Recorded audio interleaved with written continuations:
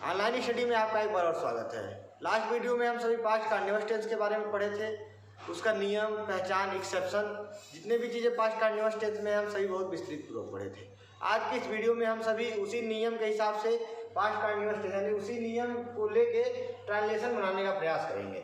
Last video में भी मैं एग्जाम्पल बताया था, लेकिन इस वीडियो में मैं वही नियम लेकर आता हूँ ताकि आप जो है उसका ट्रांसलेशन बनाना कैसे बनाना है उसे आपको और आसान हो जाए और ट्रांसलेशन बनाने में कोई दिक्कत ना हो। मैं हमेशा से ही बताता हूँ कि जब भी आप ट्रांसलेशन बनाइए उसका नियम जो है कॉपी के ऊपर लिख लीजिए, यानी कि इस तरह से जो नियम है उसका कॉपी के ऊपर लिख लीजिए।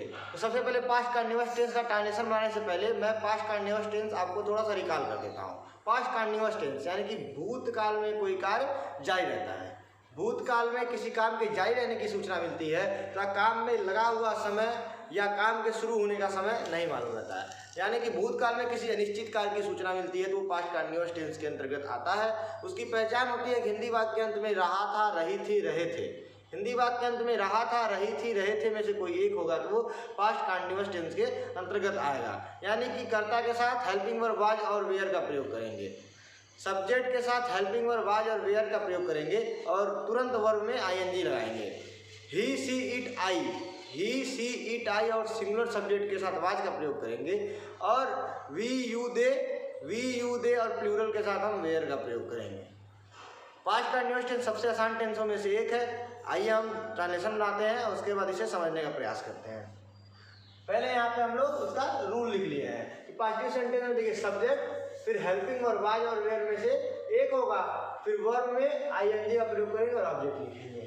निगेटिव सेंटेंस अगर आएगा तो सब्जेक्ट लिखेंगे, हेल्पिंग वर्ब वाज और वेयर में से कोई एक रखेंगे, उसके बाद नॉट का प्रयोग करेंगे, वर्ब में आईएनजी लगाएंगे। इंट्रोगेटिव सेंटेंस दो प्रकार के होते हैं। एक इंट्रोगेटिव सेंटेंस में क्या से सेंटेंस शुरू होता है। जब क्या से सेंटेंस शुरू होगा तो पहले हेल्पिंग वर्ब वाज और वेयर में से कोई एक आएगा, फिर सब्जेक्ट, फिर वर्ब में आईएनजी, फिर ऑब्जेक्ट। दूसरा जो इंट्रोगेटिव सेंटेंस होता है उसमें सेंटेंस के बीच में क्वेश्चन पूछा रहता है, कहाँ, क्या, किसको, कब। तो जब इस प्रकार का सेंटेंस आएगा तो इंट्रोगेटिव वर्ड को हम पहले रखेंगे। देखिए पहले मैं लिखा हुआ इंट्रोगेटिव वर्ड, फिर हेल्पिंग वर्ब वाज और वेयर में से कोई एक रखेंगे, फिर सब्जेक्ट, फिर वर्ब में आईएनजी, फिर ऑब्जेक्ट रखेंगे। सीधा ट्रांसलेशन पे आते हैं। क्या राम पत्र लिख रहा था, क्या राम पत्र लिख रहा था।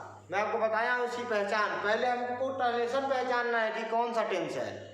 जरूरी नहीं ना हमेशा आपको पास्ट कंटीन्यूअस ही बोर्ड पे दिया जाए, हो सकता है मिसक्लेनियस दे दिया जाए, मतलब कि सभी टेंस को मिला के ट्रांसलेशन दे दिया जाए। तो पहले आपको पहचान समझना पड़ेगा कि कैसे हम पहचान करेंगे कि कौन सा ट्रांसलेशन किस टेंस का है। मैं आपको बताया था हिंदी वाक्य अंत में रहा था, रही थी, रहे थे तो भूतकाल में किसी अनिश्चित कार्य की सूचना मिलती है। क्या राम पत्र लिख रहा था, क्या राम पत्र लिख रहा था, भूतकाल में पत्र लिख रहा था कि नहीं, यानी कि अनिश्चित, न समय मालूम है, कब शुरू किया है, कब से लिख रहा था, कुछ भी नहीं मालूम है। यानी भूतकाल में कोई कार्य, अनिश्चित कार्य की सूचना मिलती है। और हिंदी वाक्य अंत में रहा था, रही थी, रहे थे में से कोई एक हुआ। हिंदी वाक्य अंत में रहा था, रही थी, रहे थे में से कोई एक हुआ, यानी कि ये पास्ट कंटीन्यूअस टेंस है। था, थे, थी यानी कि पास्ट, ठीक है ना। था, थे, थी मतलब पास्ट और रहा, रही, रहे मतलब कंटीन्यूअस टेंस, ठीक है ना। यानी कि ये पास्ट कंटीन्यूअस टेंस है। पहले क्या लिखा है यहाँ क्वेश्चन मार्क, यानी कि इंट्रोगेटिव सेंटेंस है। इंट्रोगेटिव सेंटेंस अब हम मालूम करें कौन सा इंट्रोगेटिव सेंटेंस है। एक इंट्रोगेटिव सेंटेंस क्या से शुरू होता है। जब क्या से शुरू होगा तो ये हेल्पिंग वर्ब पहले रखेंगे। तो क्या के हिसाब से, राम के हिसाब से क्या में क्या लगेगा, राम सब्जेक्ट है तो राम के हिसाब से हेल्पिंग वर्ब वाज का प्रयोग होगा, ठीक है ना।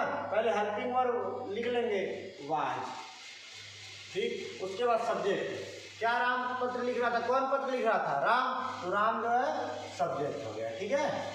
वाज राम, वाज राम हो गया। अब यहाँ फिर से आएंगे, सब्जेक्ट हो गया। अब वर्ब में आईएनजी, वर्ब खोजेंगे उसमें आईएनजी लगाएंगे। राम पत्र लिख रहा था, राम क्या कर रहा था, राम पत्र को लिख रहा था, तो लिखना जो है वर्ब हो गया, लिखना का राइट होता है, ठीक है ना। राइट में आईएनजी लगाएंगे, वाज राम राइटिंग, ठीक। फिर object, was Ram writing letter. कुछ करना नहीं है आपको, इसी फार्मूला को उठाना है, यहाँ पे रख देना है, ठीक। सब्जेक्ट खोज लेना है, वर्ब खोज लेना है, सब्जेक्ट के हिसाब से हेल्पिंग वर्ब हमें पता कर लेना है, ठीक है ना। सब्जेक्ट के हिसाब से हेल्पिंग वर्ब पता करना है, इस फार्मूला को यहाँ पे रख देना है।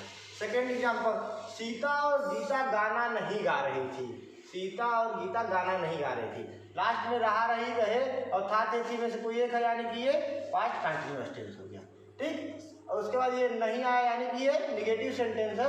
निगेटिव सेंटेंस वाला हम लोग नियम देखेंगे। सीता और गीता गाना नहीं गा रही थी, तो निगेटिव सेंटेंस पहले क्या आएगा? सब्जेक्ट आएगा। तो सब्जेक्ट कौन गाना नहीं गा रहा था? सीता और गीता। तो सीता और गीता जो है सब्जेक्ट हो गया, सीता एंड गीता, सीता एंड गीता। उसके बाद सब्जेक्ट के बाद क्या है? हेल्पिंग वर्ब वाज और वेयर में से कोई एक रहेगा। सीता और गीता सिंगुलर है, तो सिंगुलर के लिए वाज का प्रयोग करेंगे, सीता एंड गीता वाज। ठीक है ना, वाज का प्रयोग हुआ। उसके बाद नॉट, तुरंत नॉट आएगा, Sita and Gita was not. उसके बाद वर्ब में आएंगी, वर्ब खोजना है, उसमें एंजी लगाना है। सीता और गीता गाना नहीं गा रही थी। ठीक है ना, सीता और गीता क्या नहीं कर रही थी? गाना नहीं गा रही थी। तो गाना जो है वो वर्ब हो गया, गाना जो है वर्ब हो गया। वर्ब में आईएनजी लगाना है, यानी सिंग में आईएनजी लगाना, सिंगिंग होगा। Sita and Gita was not singing. ठीक है, फिर ऑब्जेक्ट सिंगिंग अ सॉन्ग। कुछ करना नहीं है, बहुत ही आसान टेंस है, पहचान करना है, उसका देखना है कौन पॉजिटिव है, निगेटिव, इंट्रोगेटिव है, इन तीनों में से खोजना है और इसको उठा के यहाँ पे रख देना है। ठीक है, तुम कल कहाँ जा रहे थे?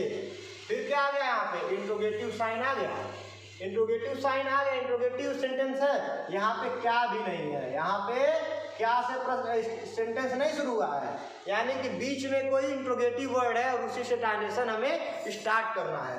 तुम कल कहाँ जा रहे थे? ये कहाँ जो है यही इंट्रोगेटिव वर्ड है, इसी से हम ट्रांजिशन शुरू करेंगे। तो इंट्रोगेटिव वर्ड वाली नियम, इंट्रोगेटिव वर्ड पहले रखेंगे, उसके बाद हेल्पिंग वर्ब वाज और वेयर में से कोई एक रखेंगे, सब्जेक्ट रखेंगे, उसके बाद वर्ब में रखेंगे, यानी पहले इंट्रोगेटिव वर्ड रखेंगे। तुम कल कहाँ जा रहे थे? कहाँ इंट्रोगेटिव वर्ड है, कहाँ का इंग्लिश क्या होगा? वेयर। ठीक है ना, वेयर से ही हम शुरू करेंगे, इंट्रोगेटिव वर्ड हो गया। उसके बाद हेल्पिंग वर्ब वाज और वेयर में से कोई एक रखेंगे। तो वाज और वेयर में से क्या रखेंगे, उसके लिए हमें पहले सब्जेक्ट मालूम करना पड़ेगा, क्योंकि हेल्पिंग वर्ब सब्जेक्ट के हिसाब से लगता है। तुम है, तुम सब्जेक्ट, तुम कल कहाँ जा रहे थे? कौन कहाँ जा रहा था? तुम, यू सब्जेक्ट है। मैं आपको बताया हूँ, he she it I plus singular के साथ वाज लगेगा, you we they plus plural के साथ वेयर लगेगा। तो यहाँ पे यू है तो वेयर, यू के हिसाब से वेयर का प्रयोग होगा, वेयर वेयर। ठीक है ना, उसके बाद सब्जेक्ट, सब्जेक्ट में आपको बताया हूँ यू सब्जेक्ट है, तो वेयर वेयर यू। ठीक है ना, उसके बाद वर्ब में आएंगे और ऑब्जेक्ट। वर्ब खोजना, तुम कल कहाँ जा रहे थे? तुम कल क्या कर रहे थे? जा रहे थे। तो जाना जो है वर्ब हो गया, वर्ब में आएंगी, गो में आईएनजी लगाएंगे, वेयर वेयर यू गोइंग। मैं आपको लास्ट वीडियो में बताया था कि पास्ट कंटिन्यूअस टेंस में या पास्ट टेंस में कल के लिए हमेशा यस्टरडे का प्रयोग होगा। ठीक है, और फ्यूचर टेंस में कल के लिए क्या होगा? टुमारो का प्रयोग होगा। तो पास्ट टेंस है were were you going yesterday. ठीक है, बहुत इजी है, बस इस फार्मूला को लाके यहाँ पे रख देना है। ठीक है, शेर जंगल में दहाड़ रहा था, शेर जंगल में दहाड़ रहा था, लास्ट में रहा था, रही थी, रहे में से थे में से कोई एक है, यानी कि ये पास्ट कंटिन्यूअस है। ठीक, पास्ट कंटिन्यूअस है और ये शेर जंगल में दहाड़ रहा था, यानी कि ये पॉजिटिव सेंटेंस है। तो रूल नंबर 1 को सब्जेक्ट हेल्पिंग वर्ब वर्ब में आएंगी। ठीक, पहले सब्जेक्ट खोजना है। शेर जंगल में दहाड़ रहा था, मैं आपको बार बार बताता हूँ सब्जेक्ट कैसे खोजना है। शेर जंगल में दहाड़ रहा था, जंगल में कौन दहाड़ रहा था? शेर, तो शेर ही सब्जेक्ट होगा। ठीक है ना, हमें सब्जेक्ट मालूम चाहिए। अब क्या है यहाँ पे? हेल्पिंग वर्ब वाज और वेयर। शेर जो है कि यहाँ पे सिंगुलर है, तो हेल्पिंग वर्ब क्या होगा? हेल्पिंग वर्ब वाज का प्रयोग होगा।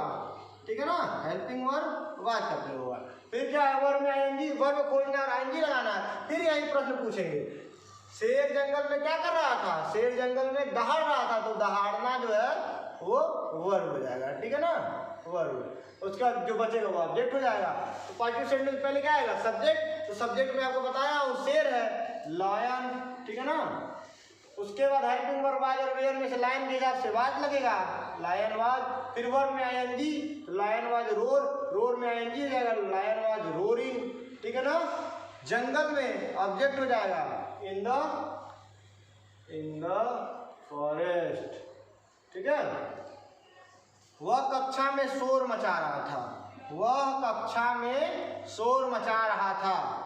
लास्ट में रहा था, रही थी, रहे थे में से कोई एक होगा, यानी कि ये पास्ट कंटिन्यूअस टेंस है। ठीक है ना, वह कक्षा में शोर मचा रहा था, कौन कक्षा में शोर मचा रहा था? वह जो है सब्जेक्ट हो गया। ठीक है ना, वो के हिसाब से हेल्पिंग लगेगा, वह सिंगुलर है, सिंगुलर के लिए वाज का प्रयोग करेंगे, वाज हेल्पिंग वर्ब हो गया, ठीक है ना।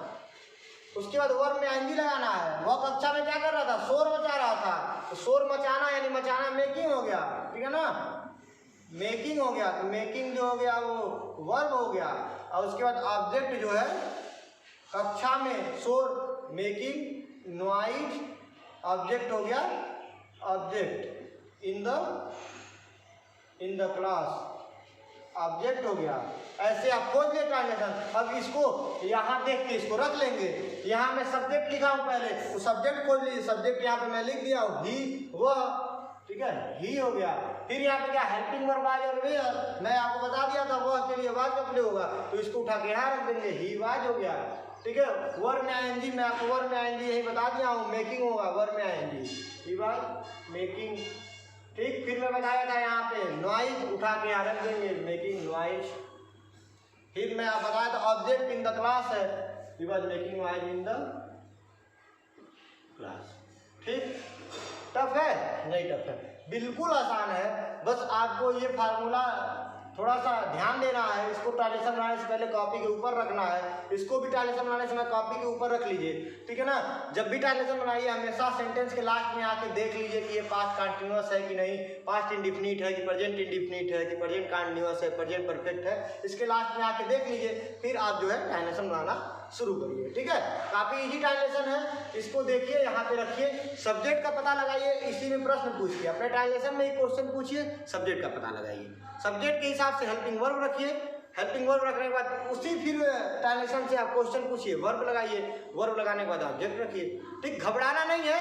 और हाँ, हवा में नहीं ट्रांसलेशन बनाना है, हमेशा रूल को लेके चलना ट्रांसलेशन बनाने। अगर हवा में ट्रांसलेशन बनाएंगे तो गलत हो जाएगा। रूल को लेके आप ट्रांसलेशन बनाए, हमेशा रूल नियम जो भी चीज़ एक्सेप्शन है उसको ध्यान में रखिए, पढ़िए, उसके बाद ट्रांसलेशन बनाने का प्रयास आप करिए, ठीक। तो ये ट्रांसलेशन आप पास्ट कंटिन्यूअस का पहला वीडियो में आपको पूरा नियम, पूरे वीडियो में नियम, पहचान और भी चीज़ें बताया था, और इस पूरे वीडियो में मैं ट्रांसलेशन बताया हूँ।